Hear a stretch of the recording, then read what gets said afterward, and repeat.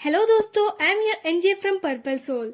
तो आज हम एक्सप्लेन करने जा रहे हैं ब्लू बर्थडे का 3rd एपिसोड।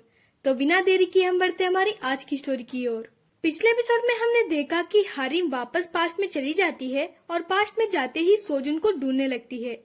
जब सोजुन उसे मिल जाता है तब वो उसे ये कहती है कि कुछ भी हो जाए तुम मरना मत। हारिम की ये बातें सुनकर सोजुन कंफ्यूज हो जाता है। इस एपिसोड की शुरुआत में हम देखते हैं कि सोजुन हारिन की बातों को सुनकर हंसने लगता है। तब हारिन सोजुन से पूछती है, क्या तुम्हें कोई परेशानी है जो मुझे नहीं पता? तब सोजुन पूछता है, तुम्हें क्या हुआ? तभी हारिन मन में अपने आप से कहती है, वो मेरे बारे में जो भी चाहे वो समझ ले, मुझे कोई फर्क नहीं पड़ता, मुझे सिर्फ तुम्हें प्रेजेंट में जिंदा देखना है। फिर हमें इस सीन को काट कर अगला सीन दिखाया जाता है, जहाँ सोजुन और उसके क्लासमेट बास्केटबॉल खेल रहे होते हैं और इन्हें हारिम बेंच पर बैठकर देख रही होती है और वो सोजुन के बारे में भी सोच रही होती है। सोजुन भी हारिम को नोटिस करता है। तब योंग किम सोजुन से पूछता है, हारिम क्यों वहाँ बैठी है? सोजुन बताता है, शायद वो हमारी क्लास को चीयर कर रही है। तब योंग किम बताता है, जब से हारिम को पैर में चोट लगी है तब से वो अजीब बर्ताव कर रही है। फिर वो दोनों फिर से बास्केटबॉल खेलने में लग जाते हैं। वही सोंगचा हारिम के पास आकर बैठ जाता है और वो बताता है कि सुजिन तुम्हें ढूंढ रही है। तब हारिम बताती है, हाँ मुझे अभी उसका टेक्स्ट आया था, पर क्या तुम बास्केटबॉल नहीं खेलोगे? तब सोंगचा बताता है, मैं अभी टायर्ड हूँ। फिर वो धीमी आवाज में अपने आप से कहता है, अगर मुझे पता होता कि तुम यहाँ हो मैं जरूर खेलता। तभी हारिम सोंगचा से पूछती है, तुम सोजुन के सबसे करीबी दोस्त हो ना, क्या तुम्हें सोजुन की परेशानी के बारे में पता है? तब सोंगचा बताता है, वो स्कूल का बेस्ट स्टूडेंट है, उसे क्या परेशानी होगी। फिर बहुत सोचने के बाद सोंगचा उसे बताता है, एक लड़का सोजुन को पसंद नहीं करता। तब हारिन सोंगचा से पूछती है, कौन? सोंगचा जवाब देता है कि एक किम शिन्यो नाम का लड़का है। तब हम एक फ्लैशबैक देखते हैं, जहाँ सोंगचा और सोजुन स्कूल के स्टूडेंट्स लॉकर के सामने खड़े होकर बात कर रहे होते हैं। तब वहाँ किम शिन्यो नाम का लड़का आता है और वो सोजुन को साइड हटने के लिए कहकर अपने लॉकर में से कुछ ढूंढने लगता है। तब सोजुन किम शिन्यो से पूछता है, तुम क्या ढूंढ रहे हो, क्या मैं मदद करूं?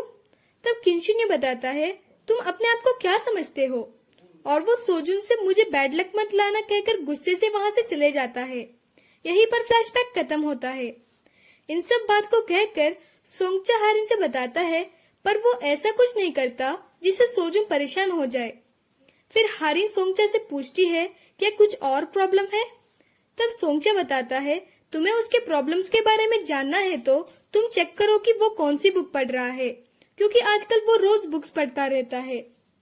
इसे सुनकर हारिन खुश होकर थैंक यू कहकर वहां से चली जाती है।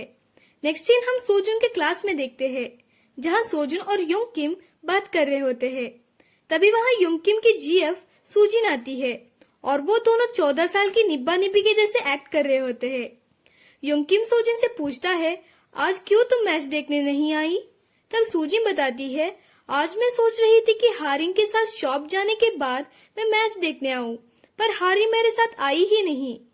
इसे सुनकर योंग किम बताता है, पर वो तो मैच देखने आ गई थी। इसे सुनकर सुजिन शॉक हो जाती है। तब सोंगचा बताता है, वो मैच देखने नहीं आई थी। फिर सुजिन उनसे बताती है, आज हारिन ने क्लास भी स्किप किया था। तब हम सोजुन के पॉइंट ऑफ व्यू में से एक फ्लैशबैक देखते हैं, जहां हारिन उससे बता रही होती है कि तुम अपना पूरा ख्याल रखना और तुम्हें जो कोई भी प्रॉब्लम हो वो तुम मेरे साथ शेयर कर सकते हो।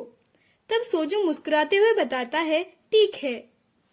फिर वो दोनों वहां से क्लास की ओर चले जाते हैं। यहीं पर फ्लैशबैक खत्म होता है।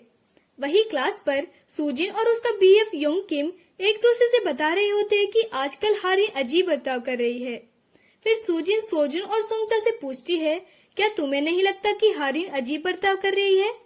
तब दोनों बताते हैं कि नहीं, मुझे नहीं लगता।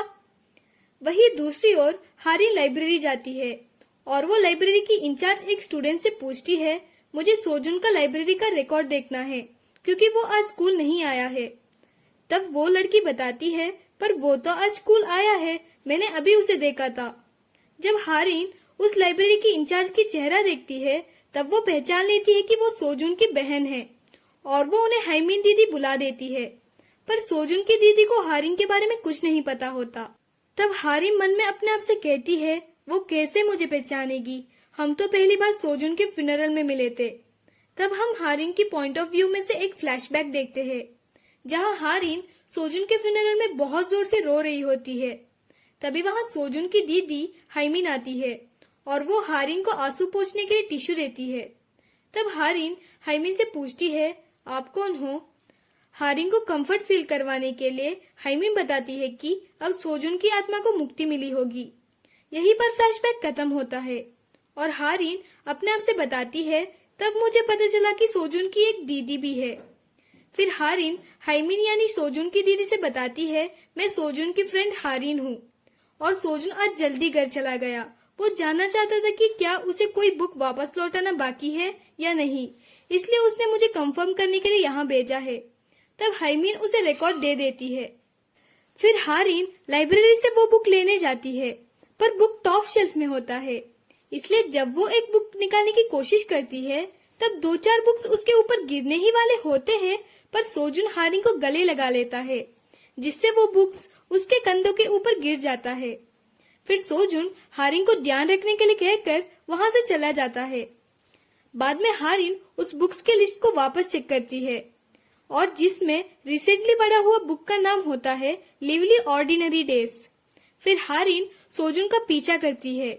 सोजुन ऑफिस रूम में जाता है क्योंकि टीचर ने उसे बुलाया होता है। टीचर सोजुन से बताते हैं, इस इंटरव्यू के लिए तुम्हारे पेरेंट्स को भी आना था, तुम हमारे स्कूल के बेस्ट स्टूडेंट हो, पर मैं तुम्हारे पेरेंट्स के बिना मेडिकल स्पेशलिटी के लिए तुम्हारा नाम अप्लाई नहीं कर सकता। तब सोजुन बताता है, मेरे पेरेंट्स बिजी है। टीचर पूछते हैं, क्या मैं तुम्हारे पेरेंट्स को कॉल करूं? तब सोजुन मना कर देता है।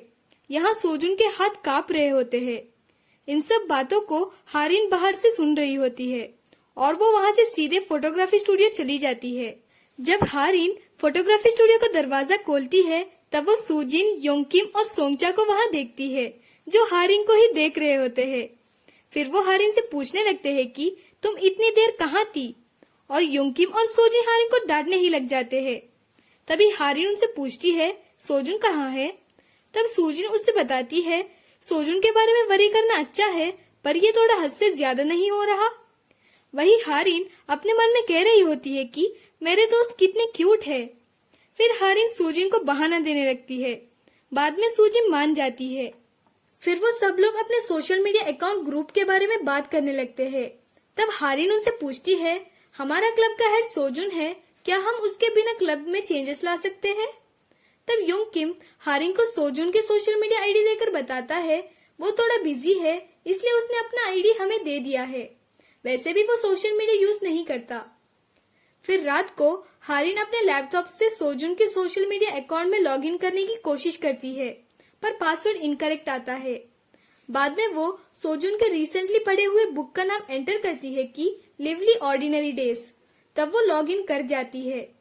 वही दूसरी तरफ सोजुन अपनी माँ और दीदी के साथ घर में डिनर कर रहा होता है। तब वो गुस्से में चेयर से उठ जाता है। तब उसकी माँ उसे थप्पड़ मारती है।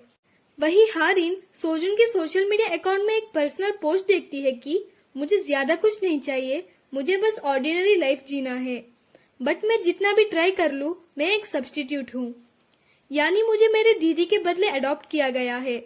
क्या होता अगर मैं अडॉप्टेड नहीं होता? तो पोस्ट को पढ़कर हारिन शॉक हो जाती है और वो प्रेजेंट में चली जाती है। फिर हम एक एपिलॉग देखते हैं जहाँ 18 साल की हारिन और सुजिन बहुत अच्छे से तैयार हो रहे होते हैं और सोजुन थोड़े जेलसी में दिख रहा होता है और वो कैमरा लेकर रेडी हो रहा होता है। यहाँ योंगकिम भी जेलस दिख रहा होता है। फिर सुजिन और हारिन एक मेल सीनियर को सोजुन के पास ले आते हैं और वो उससे बताते हैं, हम तीनों का एक फोटो लो। तब सोजुन जेलसी में हारिन को जूम कर फोटो खींच लेता है। यहीं पर एपिसोड 3 खत्म होता है। अगला एपिसोड लेकर हम बहुत ही जल्द आएंगे। तब तक के लिए do subscribe to our channel and thank you for watching our video.